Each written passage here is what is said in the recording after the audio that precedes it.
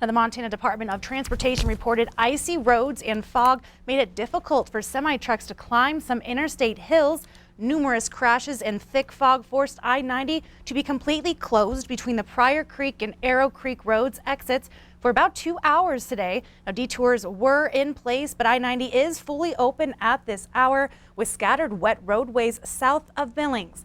Turning now to weather with Rob Griggs. Now, that fog obviously was thick, and man, it was hard to see, and I haven't really seen fog like that since I've been here. I know that. Yeah, and it snuck up on us just because of the precipitation we had yesterday. All of a sudden we had stagnant air, no wind moving, and boom, you had fog. Now, as you look at this satellite radar composite, Zoe, you can see some cloud cover, but when we pull the satellite away, you just see from the radar very little activity going on in terms of snow showers, most of those in the mountains of western Montana, but it's clearing up steadily. Now, we do have yet another chance for some of that fog to move in a little bit later on tonight. Most of that will be in southeastern Montana to the east of Billings, but it could be problematic again on those roads. So we'll give you that with a complete forecast.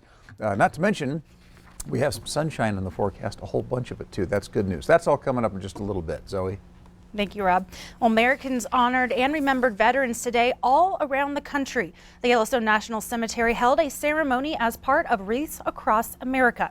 A tradition started back in 1992 at the Arlington National Cemetery, and now veteran cemeteries nationwide hold the event at the same time on the same day. And today, about 300 volunteers helped place 800 wreaths. The event at 800 wreaths. It's remembering our veterans. It's letting them know that they'll never be forgotten, and that what they did for this country and how they sacrificed for our country is never going to be forgotten. And families had a chance to enjoy and learn some history and celebrate at the Western Heritage Center today.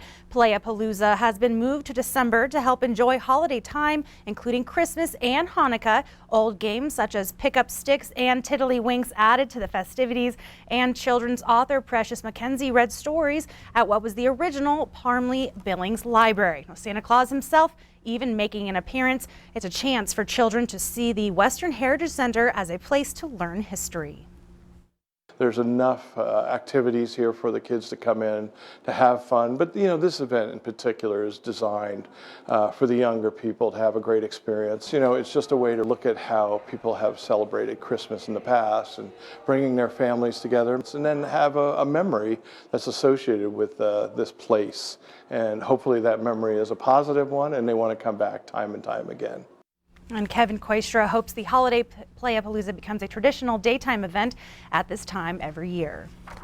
A trophy from 1970 with the players' names engraved on it, and a couch one student used for reading. Just some of the memorabilia found at what was last known as St. Francis Upper School in downtown Billings.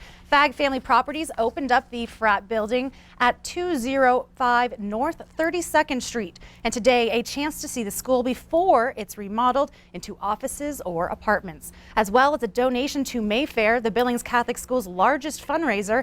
It was an opportunity to take some memories. And about 300 people came through today for a look at the building that closed as its school in 2017. This is 100 years old, which in European standards or Egyptian standards isn't very old, but for Montana, it's pretty old. This is a piece of history. Literally, probably 35 to 40,000 kids have been through the school over the 100 years. A lot of good memories came out of the school, and the teachers and the relationships and the friendships. A lot of reminiscing. I think people had a lot of fun. Russell Fagg says his family plans on preserving the history of the building, and it will continue to have its original name.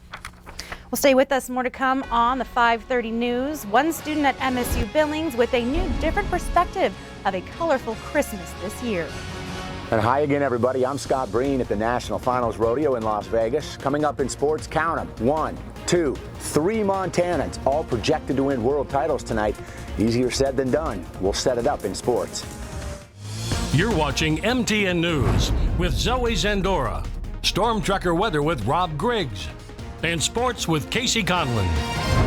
This is the 5:30 news on Q2, Montana's news leader.